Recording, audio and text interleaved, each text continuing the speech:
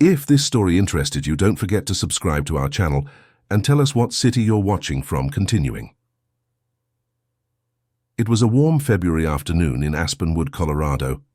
The mountain town, known for its mild climate and European-style architecture, hid secrets behind the elegant facades of its mansions. In one of them, in the Aspenwood Heights neighborhood, lived the Middleton family. Bernard Middleton was a respected civil engineer, owner of a construction company that served the Mountain Valley region. At 42, he had rebuilt his life after the loss of his first wife, Helen, who passed away prematurely due to a rare illness when their son Luke was just 4 years old. 3 years later, Bernard met Vanessa Ashton, a seemingly charming and attentive 35-year-old woman who won his heart with her caring manner and her promise to be a loving mother to Luke. Vanessa, with her elegance and calculated smiles, had perfectly adapted to Aspenwood's high society. She became active in the Parent-Teacher Association of the private school, where Luke studied, and always organized impeccable dinners when Bernard needed to impress clients. To the outside world, the Middletons were the picture of the perfectly rebuilt family. Bernard traveled frequently to supervise construction projects in other cities. Whenever this happened, he called every day to speak with Luke, now 9 years old. The boy, once outgoing and talkative, had become quieter in recent months, but Bernard attributed this to a growth phase. Perhaps the ongoing adaptation to the new family, or the fact that he still missed his biological mother. That Tuesday, Bernard was returning from a trip to Silver Springs 3 days earlier than planned. The meeting with investors had been cancelled at the last minute, and he decided to take the opportunity to surprise his family. He brought gifts, a new watch for Vanessa and a science kit for Luke, who loved doing experiments. As he opened the mansion's gate with his remote control, he noticed something strange. The garden, usually immaculate thanks to Josephine, the gardener who came twice a week, was slightly neglected. Bernard entered silently through the garage door, wanting to surprise Vanessa and Luke. The house was silent, except for the television on in the main living room. Bernard placed his bags in the entrance hall and walked down the marble-floored corridor. He could hear the low sound of a police series Vanessa usually watched. He was about to announce his arrival when he heard something, a faint, almost inaudible sound coming from the basement. "Help! Dad! I'm not a dog, please." The voice was fragile, broken by sobs. It was Luke's voice. Bernard felt a chill run down his spine. He stood paralyzed for a few seconds, trying to process what he had just heard. This couldn't be real. "Luke!" he called, walking towards the door that led to the basement. There was no immediate response, just a tense silence. Then the voice returned, more urgent. "Dad? Is that really you? Dad, get me out of here. She said you wouldn't be back until Friday, so please."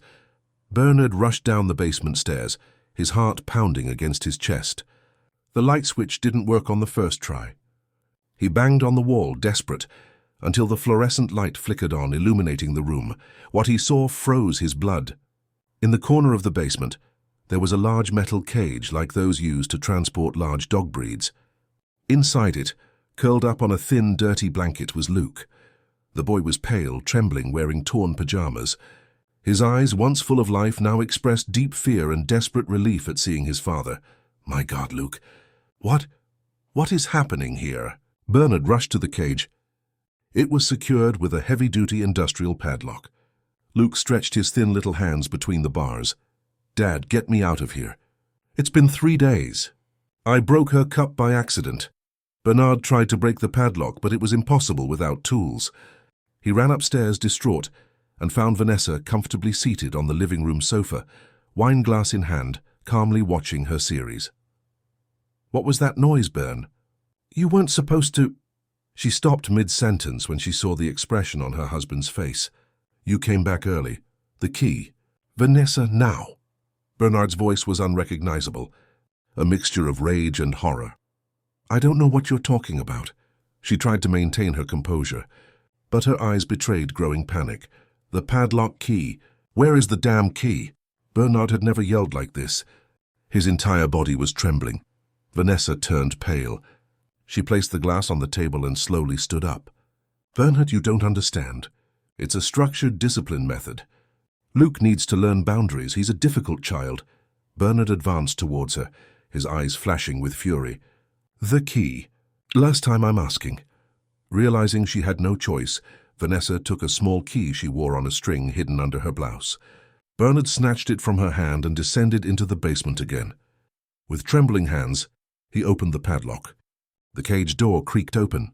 Luke tried to stand, but his legs gave way. Bernard picked up his son, feeling how light he was. The smell of urine was strong, and the boy was trembling uncontrollably. "Dad, I'm not a dog." "I swear I'm not," Luke whispered, clinging to his father with what little strength he had. Bernard went upstairs carrying his son. Passing through the living room, he cast a look of pure hatred at Vanessa, who remained standing, her face a mask of false concern. "Bernard, I can explain. It's a therapeutic method I read about on a specialized forum. It's called structured containment.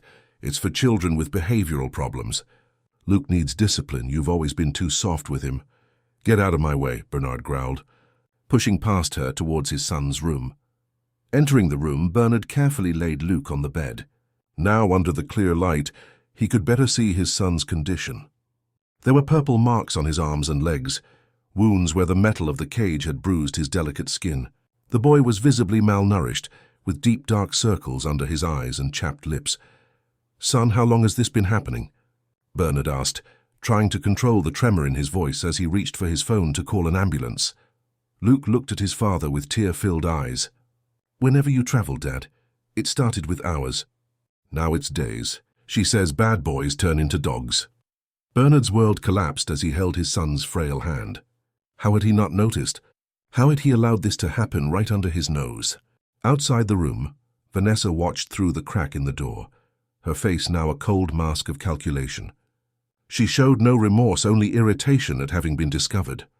"I'll get you some water and something to eat," Bernard said, kissing his son's forehead. "Don't leave this room. I'll take you to the hospital right after." As he left the room, Bernard knew that nothing in his life would ever be the same. The horror he had just discovered was only the beginning of a nightmare that would demand all his strength to face. With a heavy heart and a swirling mind, Bernard took Luke to St. Clair's Hospital, the best in Aspenwood. As he held his son's hand in the back seat of the taxi he had hastily called, he tried to process the horror he had just discovered. How had he not noticed the signs? How had he allowed his own son to suffer so much? In the pediatric emergency room, Dr. Claudia Fields examined Luke with care and professionalism. Her experienced eye immediately noticed the signs of abuse, dehydration, mild malnutrition, bruises at different stages of healing, pressure marks on his wrists and ankles, and wounds caused by prolonged confinement.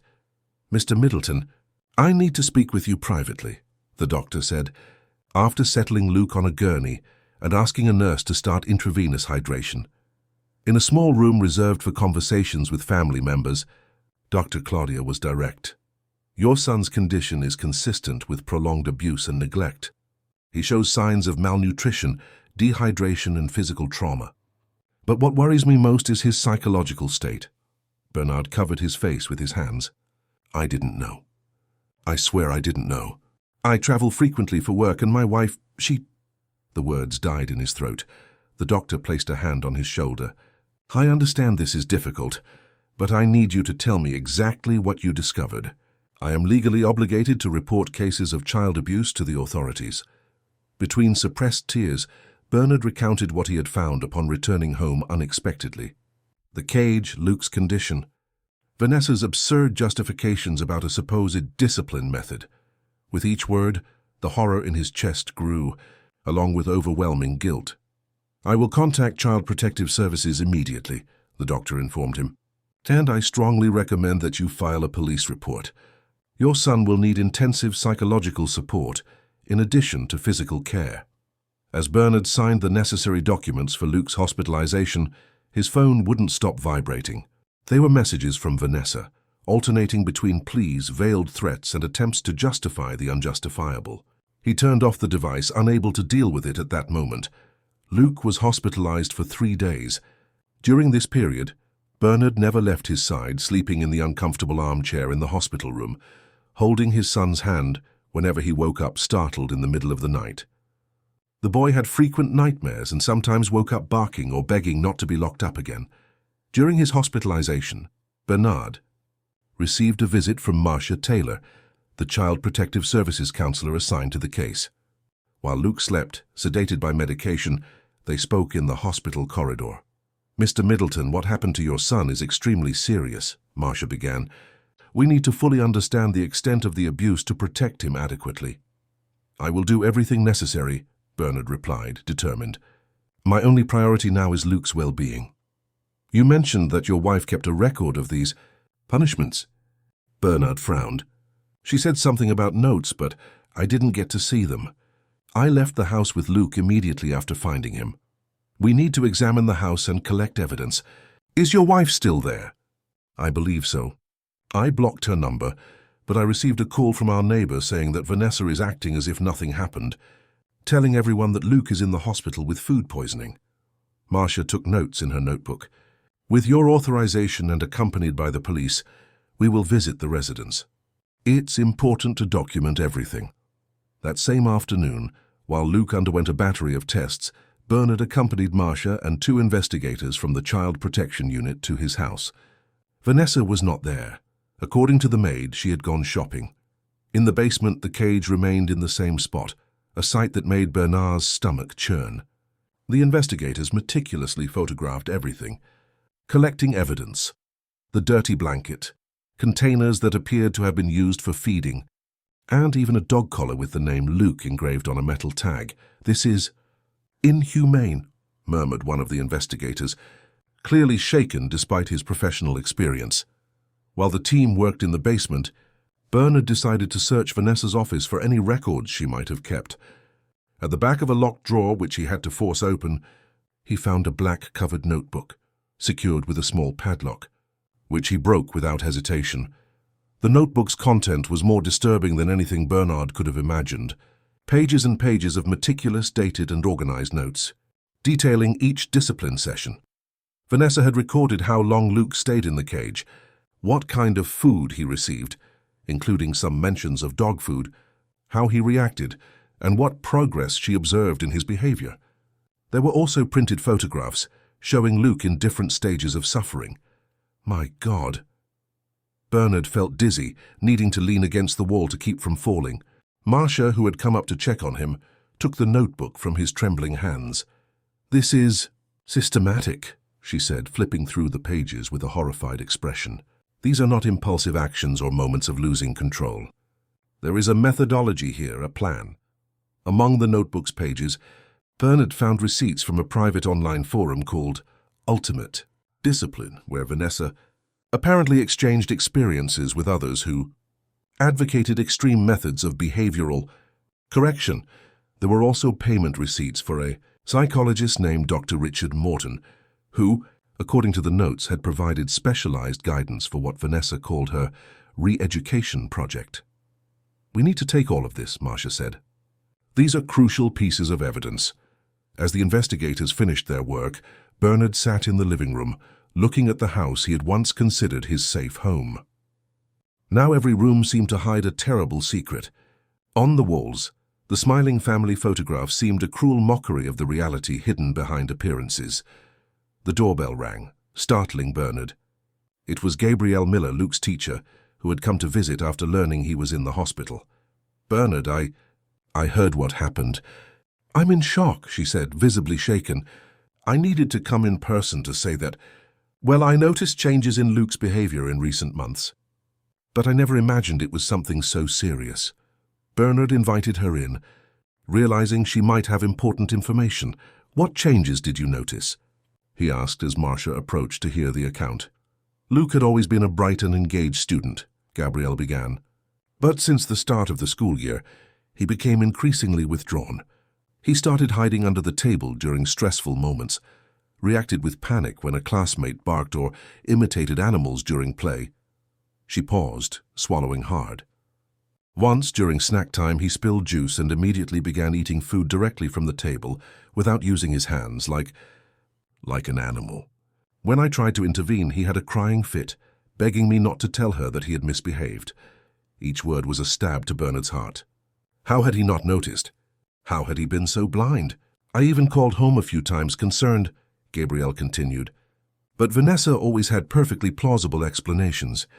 She said Luke was going through a phase after watching a horror movie about wild dogs, that he was in therapy to overcome the trauma, that it was just a phase. And you believed her? Bernard's question came out harsher than he intended.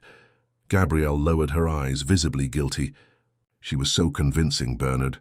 She always had answers for everything. Documents that seemed to have been signed by psychologists, even prescriptions for anxiety medication that would explain his behavior. And she always appeared at school events, perfectly dressed, attentive to everyone. Her voice faltered. But I should have insisted more. I'm so sorry. Marcia intervened. It's not your fault, teacher. People like Vanessa are experts at creating perfect facades. The important thing now is to gather all possible information to help Luke and ensure she is held accountable. At that moment, Bernard's phone rang. It was the hospital. Luke had woken from sedation and was asking for his father, extremely agitated. I need to go, Bernard said, standing up abruptly. My son needs me. As he drove back to the hospital, a storm of emotions consumed him. Guilt, anger, fear of the future, but above all, an iron determination to protect Luke and ensure that he could one day overcome this terrible trauma.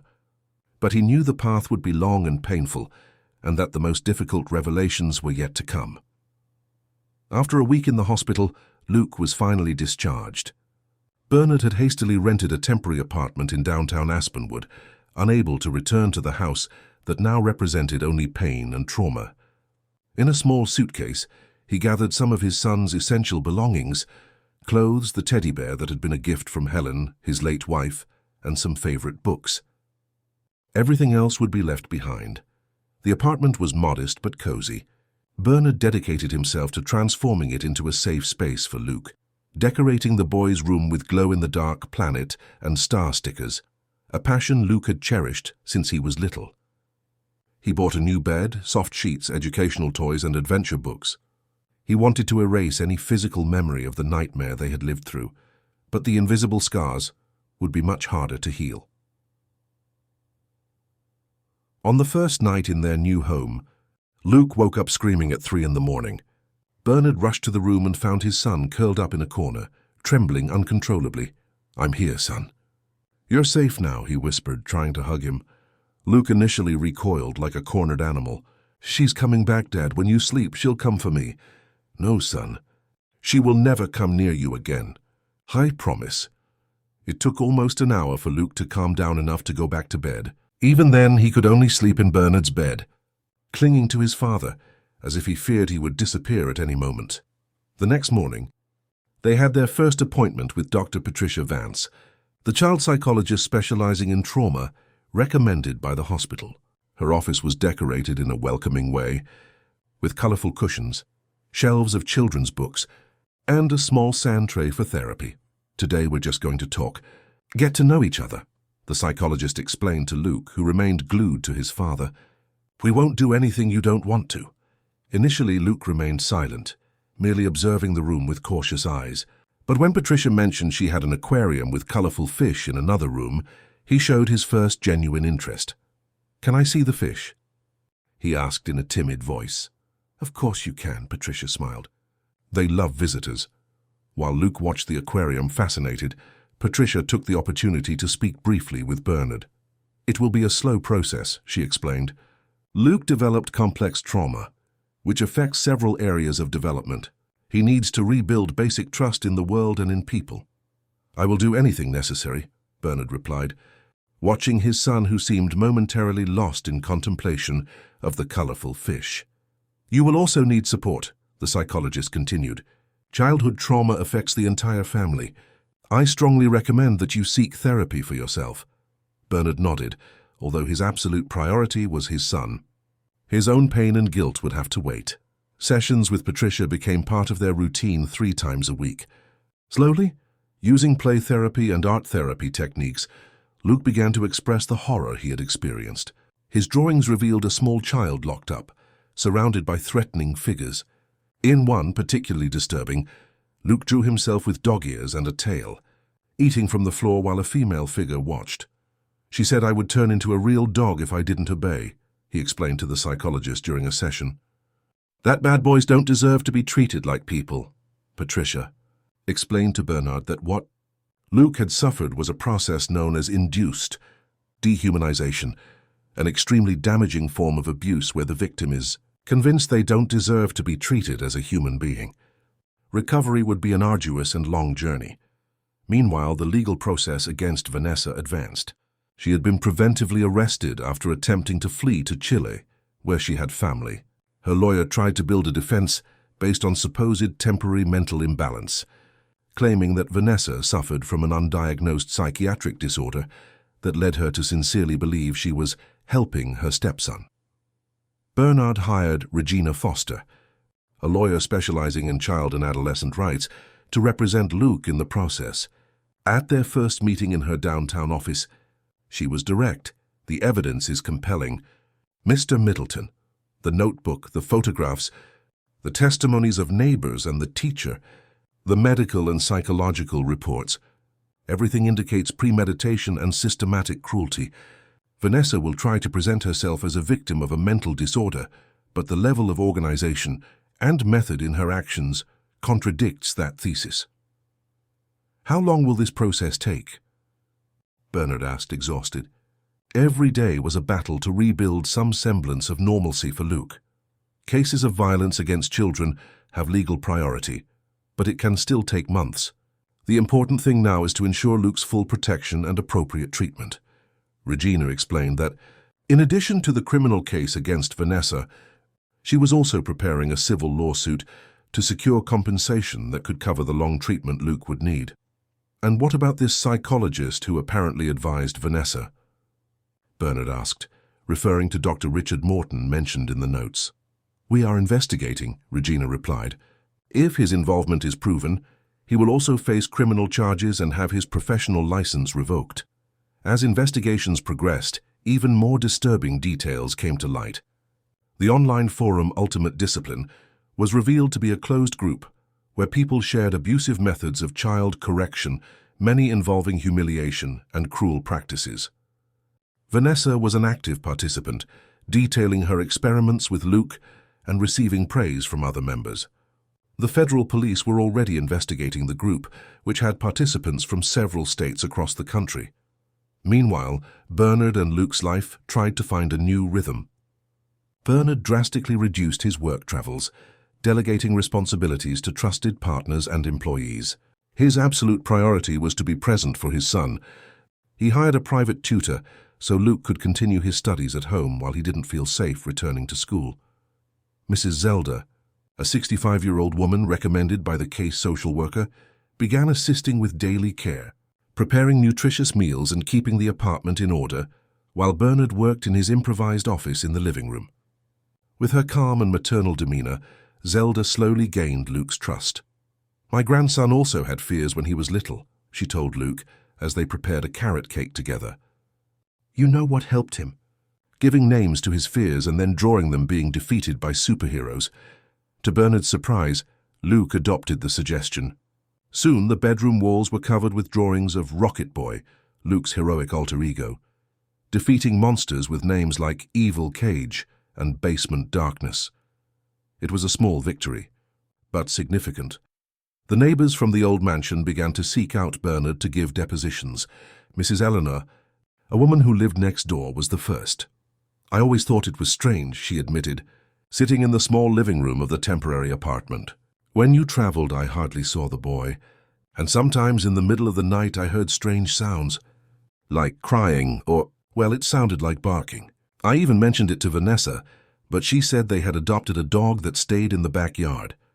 And why didn't you contact me? Bernard asked, trying to control his frustration. She was so convincing, always so kind to everyone. And you seemed so happy. Who would suspect? Other neighbors had similar stories.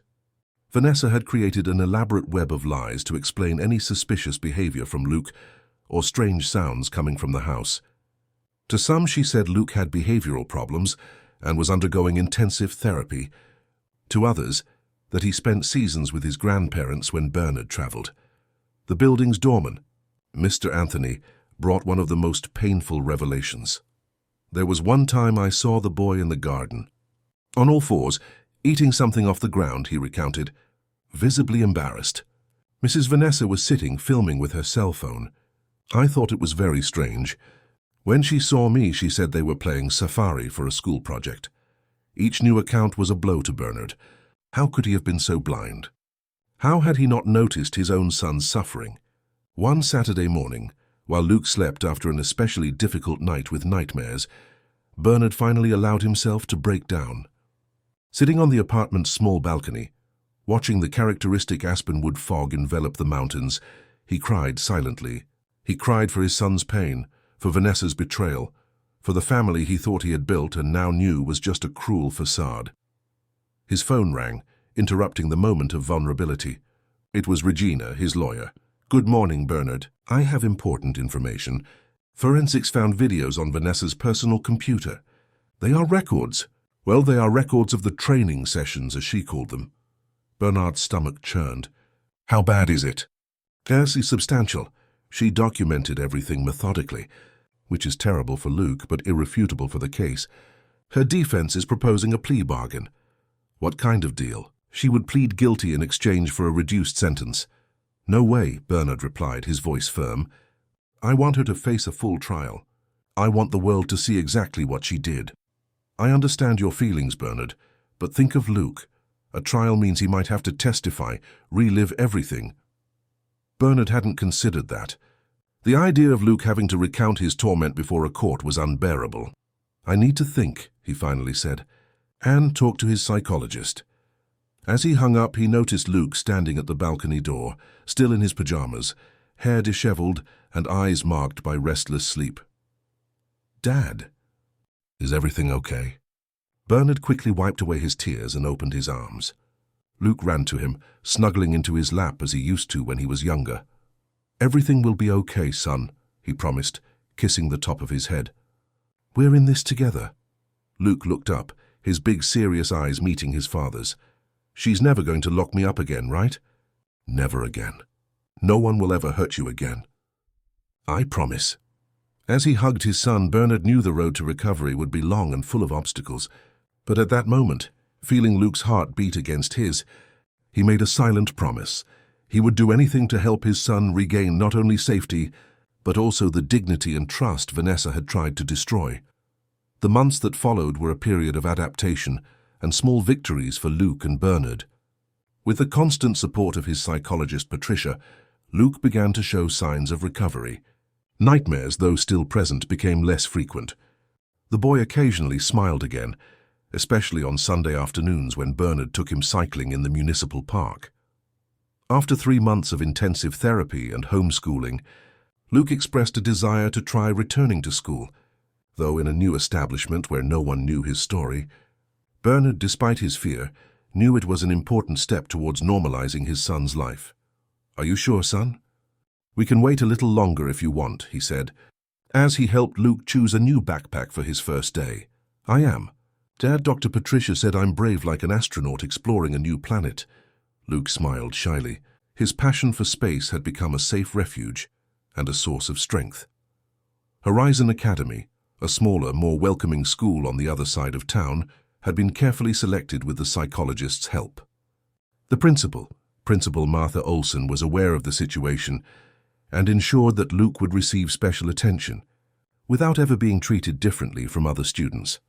The first day was a mix of anxiety and hope. Luke, wearing a solar system t-shirt he had received as a gift from Mrs. Zelda, held Bernard's hand tightly until the last possible moment. "I'll be here at dismissal promptly," Bernard promised, trying to keep his voice steady despite the lump in his throat. When he returned to pick up his son, he was greeted with a sight that warmed his heart. Luke was animatedly chatting with another boy about an astronomy magazine. "Dad, Toby also loves black holes, and the teacher said we're going to do a project on the solar system next month." It was the first time since the trauma that Bernard saw genuine excitement in his son's eyes. However, as Luke took small steps towards recovery, the date of Vanessa's trial approached. After long consultations with the psychologist and the lawyer, it was decided that Luke would not need to testify in person. Instead, his therapy sessions, where he had described the abuses, were recorded with his permission and would be presented as evidence sparing him the additional trauma of confronting his stepmother in court. On the eve of the trial, Regina came to the apartment for a final meeting with Bernard. Luke was in his room, engrossed in an educational game about space exploration that his tutor had recommended. "How are you feeling?" Regina asked, accepting the cup of coffee Bernard offered. "Anxious, terrified, furious, all at once," he admitted. "Part of me wants it all to be over soon. Another part fears she might somehow escape justice." Regina placed her folder on the kitchen table. "The evidence is irrefutable, Bernard. The notebook, the videos, the photos, the medical testimonies, the accounts from neighbors, the school. I've rarely seen such a well-documented case. And yet her defense keeps insisting on this mental disorder story. It's the only strategy left. But our experts have already challenged that thesis. The level of organization, planning, and concealment demonstrates full awareness of her actions." They reviewed the details for the next day one more time. Bernard would be the first prosecution witness, followed by the healthcare professionals who treated Luke, neighbors, and experts. The Aspenwood courthouse was unusually crowded on the morning of the trial. The case had generated commotion in the small town, and many wanted to follow it closely. Bernard, wearing a dark suit, was escorted by Regina through the corridors, trying to ignore the camera flashes and reporters shouting questions. Inside the courtroom, time seemed to slow down. Judge Helen Mason, a middle-aged woman with a severe expression, commanded the room with serene authority. Prosecutor Mark Baker presented the formal charges against Vanessa: torture, abuse, unlawful confinement, psychological abuse, and attempted destruction of a child's human dignity. When Vanessa entered, escorted by 2 female police officers, Bernard felt a hatred he never imagined himself capable of feeling. She had lost the haughty and elegant air of her married days. Dressed simply, hair pulled back in an austere bun, she seemed smaller and more fragile. Her eyes, however, remained cold and calculating as she watched her ex-husband. Bernard's testimony was emotionally exhausting. Reliving the moment he found Luke in the cage, describing his physical and emotional state, recalling every detail of Vanessa's betrayal, each word was like reliving the nightmare. His voice faltered several times, especially when he described the drawings Luke made in therapy sessions, showing himself as half boy, half dog. "She didn't just physically hurt my son," he concluded, looking directly at Vanessa for the first time. "She tried to steal his humanity. She made a 9-year-old child doubt his own human condition. That is something he will have to fight to overcome for the rest of his life." The subsequent testimonies were equally impactful. Dr. Claudia from the hospital presented in detail Luke's injuries and physical condition when he was admitted. Patricia, the psychologist, explained the deep psychological damage and the concept of induced dehumanization, a type of abuse where the victim is systematically convinced that they don't deserve to be treated as a human being. "Luke developed what we call identification with the aggressor," she explained to the court. "He began to believe that he really was, or should be, an animal. In the first sessions, when I offered pencils and paper, he tried to pick them up with his mouth.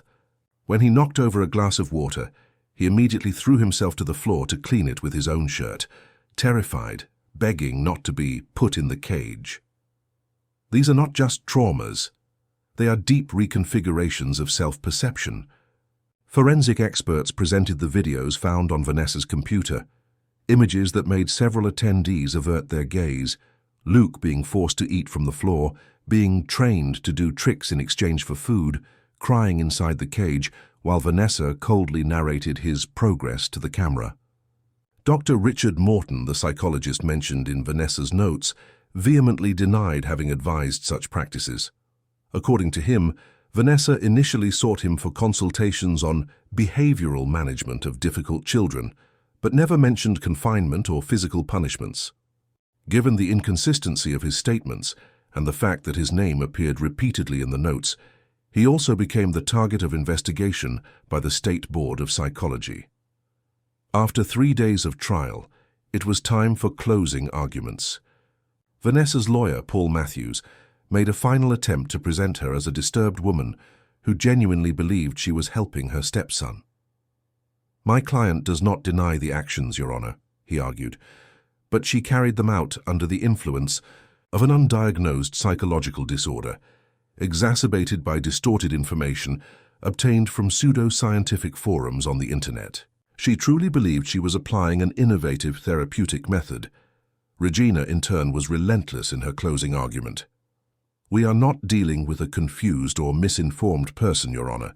We are dealing with someone who, methodically and consciously planned and executed the physical and psychological torture of a 9-year-old child, who documented her actions as one records a scientific experiment, who systematically deceived the father, the neighbors, and the school, who maintained 2 distinct personalities, the dedicated stepmother in public and the torturer in the privacy of her home. This is not illness, it is calculated cruelty, and it deserves the most severe punishment provided by our legislation. When it was Vanessa's turn to speak, she surprised everyone by dismissing her lawyer's defense strategy. With a controlled voice and showing no remorse, she addressed the judge directly. I don't expect you to understand. I was applying a revolutionary method of behavioral reconditioning. Luke was a problematic, undisciplined child who needed to understand the consequences of his actions. If the process had been completed, he would have become a model teenager. I am being judged for being ahead of my time. A murmur of indignation ran through the courtroom. Regina squeezed Bernard's arm, who seemed about to stand up. Judge Helen Mason remained impassive, but her eyes visibly hardened. After a brief deliberation, she announced that the sentence would be delivered the following morning. That night was sleepless for Bernard. While Luke slept in the next room, thankfully spared the horror of the trial, he remained on the apartment's balcony, mentally replaying everything that had been revealed. The extent of Vanessa's cruelty still shocked him, even after months of knowing the truth. The next morning, the courthouse was even more crowded. Journalists from national media outlets had arrived in the small mountain town to cover the sentencing. The case had gained nationwide repercussions, sparking discussions about child abuse, warning signs, and the need for greater social vigilance. Vanessa entered the courtroom with the same distant and controlled demeanor as the day before. She sat upright, staring straight ahead as the judge prepared to read the sentence. After considering all the evidence and testimonies presented, Judge Helen Mason began, "This court finds Vanessa Ashton Middleton guilty of all charges: torture, unlawful confinement, abuse, and psychological abuse against a minor under her care. The defendant demonstrated not only extreme cruelty, but premeditation, method, and full awareness of her actions." The judge paused, adjusting her glasses before continuing. "What makes this case particularly heinous is the deliberate attempt to destroy not just the body, but the human identity of a child. The defendant systematically sought to convince Luke that he did not deserve to be treated as a person, that his human condition was conditional on behavior she arbitrarily defined. This constitutes one of the deepest forms of violence a human being can inflict upon another." Vanessa remained impassive as the judge announced the sentence: imprisonment for the maximum period provided by law, without the right to parole in the first third of the sentence, in addition to the definitive loss of any rights over Luke, and compensation to cover his continuous psychological treatment. Furthermore, the judge added, "I recommend that the District Attorney's Office thoroughly investigate this ultimate discipline forum and its participants, as well as the professional conduct of Dr. Richard Morton." As Vanessa was escorted out of the room by police, she looked at Bernard one last time. There was no regret in her gaze, only a coldness that made him shiver. At the courthouse exit, Bernard was approached by dozens of journalists. Normally elusive with the press, this time he decided to speak briefly. "Justice was served today, not just for my son, but for all children who suffer in silence. If there's one thing I've learned from this painful experience, it's that we need to be vigilant. The signs were there, but I didn't see them. If my story can help other parents notice these signs in time, some good will have come from it." Upon arriving home, he found Luke playing with Mrs. Zelda. The boy ran to hug him, unaware of the day's events. "Everything okay, Dad?" Bernard knelt, getting to his son's eye level. "Everything's okay, astronaut, and it's going to get better and better, I promise." That night, as Luke slept, Bernard sat by his son's bed, observing his serene face in sleep. The fight for recovery would continue. The traumas wouldn't disappear overnight, but a painful chapter had closed. Now they could begin to build a future where Luke could one day remember these events not as defining who he was, but as obstacles he overcame on his path to becoming who he chose to be. 10 years had passed since that fateful afternoon in Aspenwood. Luke Middleton, now 19, adjusted his navy blue tie in front of the hotel mirror in Washington, D.C. His fingers trembled slightly, not from past trauma but from the anxiety of the present moment. In a few hours, he would deliver a speech at the solemn session of Capitol Hill that would mark the promulgation of Law 14,197, popularly known as Luke's Law, legislation that revolutionized child and adolescent protection protocols in the United States, with a special emphasis on the early identification of psychological abuse and dehumanization as a specific form of violence. "Are you nervous?" Bernard asked, entering the room already dressed in his dark suit. At 52, a few grey hairs at his temples showed the passage of time, but his eyes retained the same determined sparkle that had guided him through his son's long journey of recovery. "A little," Luke admitted. "Not for the speech itself, but for what it represents. So many lives can change because of this law." Bernard smiled with pride. His son had become an extraordinary young man. He had just enrolled in the psychology program at UCLA, with plans to specialize in child trauma, and was already a sought-after speaker at conferences on children's rights, sharing his personal story to raise awareness among professionals and families. "Remember what you told me a few years ago? That you wanted to turn your story into something that would help others?"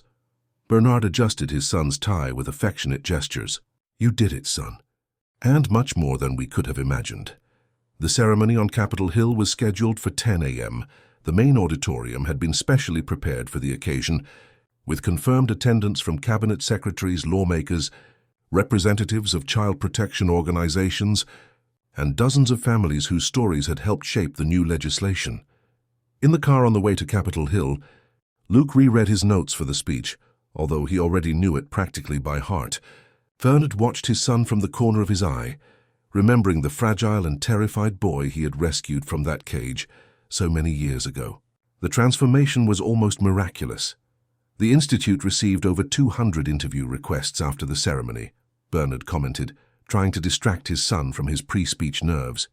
"Regina suggested we organize a press conference tomorrow, before we return to Los Angeles." "Great idea," Luke replied, without taking his eyes off his notes. "The more visibility the law has, the better. We need people to know the new protocols, especially teachers and healthcare professionals." Upon arriving at Capitol Hill, they were greeted by Congresswoman Michelle Abbott, the law's main architect and a longtime ally of the New Horizons Institute. "Luke, Bernard, so glad you arrived. The room is already full and several journalists are eager to cover the event." Michelle hugged Luke warmly. "Are you ready for this big day?" "As ready as I can be," he smiled. As they were led through corridors to the main auditorium, Luke noticed several families waiting, some with children, others just adults with looks he recognized well, survivors like him of different forms of abuse. A girl of approximately 12 years old approached timidly, holding a book. "Are you Luke Middleton?" she asked, her voice almost a whisper. Luke knelt to be at her height. "That's me. And you, what's your name?" "Julia, I read your book." She held up a copy of Beyond the Cage, A Journey of Human Reconstruction, the autobiographical account Luke had published the previous year, adapted for young readers. "It helped me a lot." Luke felt a lump in his throat. "I'm very happy to hear that, Julia. I also went through bad things. Not like yours, but bad." The girl hesitated. "Your book made me feel like I'm not alone, and that I can be okay one day." "And you can, Julia, I promise you." Luke took a pen from the inside pocket of his jacket. "Can I sign your book?" As he wrote a personalized dedication for the girl, Luke felt a wave of emotion run through his body.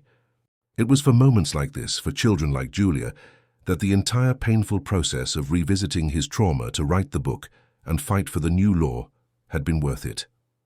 5 minutes until we begin," announced the Congresswoman's aide. Luke said goodbye to Julia with an encouraging smile and headed for the auditorium. The hall was packed. In the first row, Luke spotted familiar faces. Mrs. Zelda, now 80 but still strong and lucid. Dr. Patricia and Dr. Rachel, the psychologists who had accompanied him through different phases of his recovery. Regina Foster, the lawyer who had become a close family friend. And, to his surprise, Dr. Claudia Fields, the doctor who had treated him on that first night at Aspenwood Hospital. The ceremony began with formal speeches from authorities. The Secretary of Human Rights highlighted the historical importance of the new legislation. The Senate President emphasized the rare unanimity the proposal had achieved in both legislative houses. But the most anticipated moment was, without a doubt, Luke's testimony, the young man whose personal story had inspired the national mobilization. When he was finally called to the podium, Luke felt the weight of all expectations, of all stories similar to his own, of all the children who would still suffer, but who, thanks to that law, might be discovered and rescued earlier. He took a deep breath, adjusted the microphone, and began. Distinguished authorities, ladies and gentlemen, children present, my name is Luke Middleton, and I am here today not just as a survivor, but as a witness to the possibility of human reconstruction after extreme trauma. His voice, initially hesitant, gained strength as he continued. At 9 years old, I was subjected to a systematic process of dehumanization.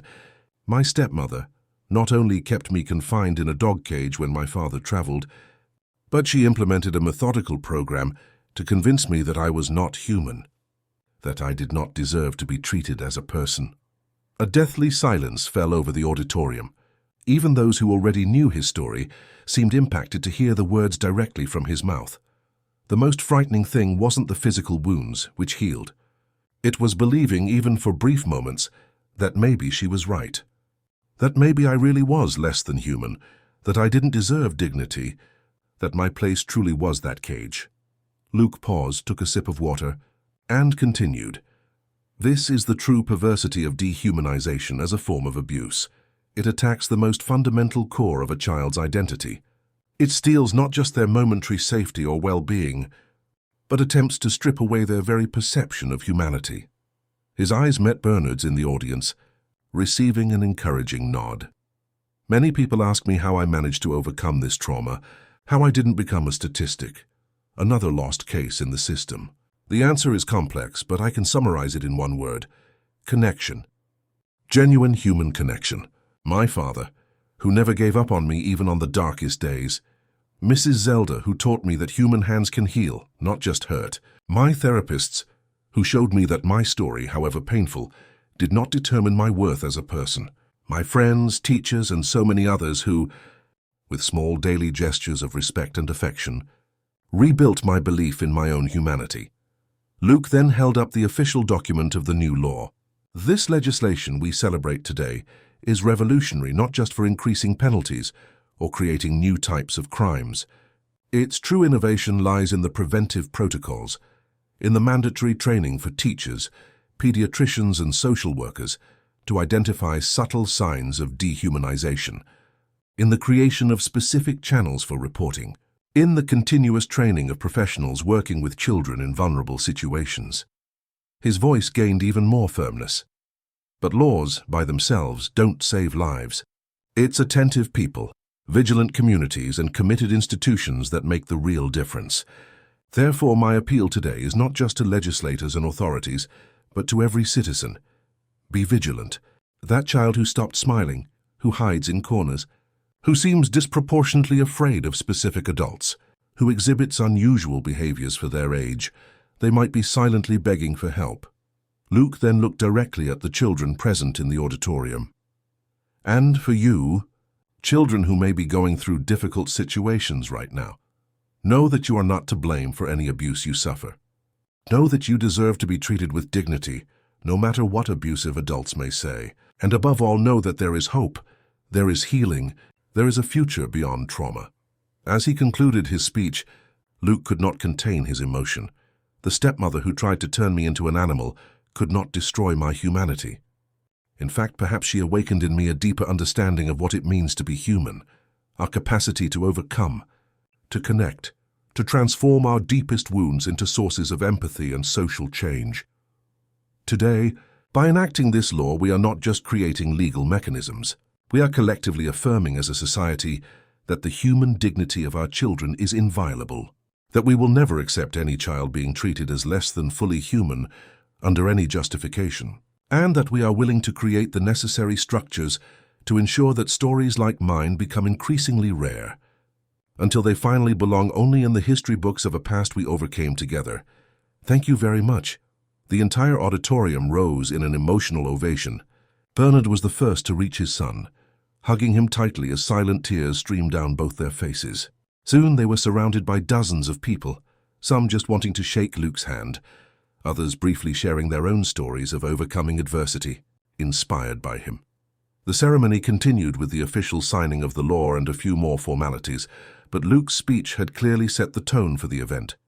In the corridors after the ceremony, journalists jostled to get an exclusive statement, while parliamentary aides already discussed the practical implementation of the new protocols. In the late afternoon, exhausted but fulfilled, father and son finally managed a moment alone in the Capitol Hill cafeteria. "How are you feeling?" Bernard asked, observing his son with admiration. "It's strange," Luke reflected, absently stirring his coffee cup. "For so long that experience was something I tried to overcome, to leave behind. Now, in a way, it has become part of my public identity, something I use to help others. Do you feel uncomfortable with that?" "Not exactly. It's more like a reconciliation. That frightened boy in the cage and this young adult speaking at Congress. We are the same person. And that's okay. It's as if I've finally integrated all parts of my story into something coherent." Bernard nodded, understanding. The healing process had never been linear, with advances and setbacks over the years, moments of surprising strength and unexpected fragility.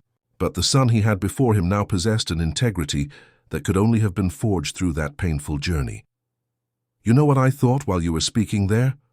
Bernard commented. "I thought of your mother, Helen. How proud she would be of the man you've become." Luke smiled, his eyes watering slightly. "I thought of her too. How even without being physically present, her memory was always a source of strength for both of us." Luke's cell phone vibrated. It was a message from his girlfriend, Camilla, a law student he had met at an institute event the previous year. Camilla watched the speech via the online broadcast, Luke recounted, smiling as he read the message. "She says she's proud but not surprised, because she always knew what I'm capable of." "She's a very perceptive young woman," Bernard joked, happy to see his son building healthy and loving relationships, something therapists had pointed out as potentially challenging for survivors of severe childhood trauma. The next morning, before returning to Los Angeles, they fulfilled their schedule of press conferences. Luke, now more at ease with his role as spokesperson for the cause, eloquently answered journalists' questions, always emphasizing the practical aspects of the new law and how it could truly impact communities. A reporter raised the question many avoided. "Luke, have you had any contact with your ex-stepmother since the trial? Do you know how she reacted to the law named after you?" A brief silence fell over the room. Luke took a deep breath before responding. "I have had no contact, and honestly I don't seek to. But if she or people like her are watching, I would like them to know. What they did to diminish children like me ended up, ironically, strengthening us. Every attempt to erase our humanity only highlighted how indomitable the human spirit is. And now, we have not only our individual voices, but the weight of the law on our side." On the flight back to Los Angeles, while Bernard dozed in the seat beside him, Luke looked out the window, observing the United States stretching out below them, a country of contrasts, of beauties and challenges, where so many other children still suffered silently, as he once did. The work was just beginning. The law was a milestone, but its implementation would require constant vigilance. The New Horizons Institute already had plans to expand its training programs for public school teachers, create educational materials for children to learn about their rights, and establish new temporary shelters in vulnerable regions. Luke opened his laptop and began working on the outline for his next lecture, which he would deliver at a university the following week. The title, "Beyond Survival: Rebuilding Identity After Childhood Trauma." It was more than an academic topic for him. It was his life's work, the mission that had emerged from the ashes of his suffering. As he typed, He remembered little Julia and her hopeful gaze. For her, for all the children who still had no voice, he would continue his journey. The cage that once imprisoned his body would never imprison his spirit, and the dignity they tried to steal from him had now become his deepest strength, the unwavering conviction in the inherent worth of every human being, especially the most vulnerable. The plane passed through a cloud, momentarily enveloping them in absolute whiteness. Luke smiled, feeling a peace that took a decade to build. The past could not be changed, but the future was in his hands. And he was determined to make it safer, more human and more dignified for every child who, like him one day, needed to believe that better times would come.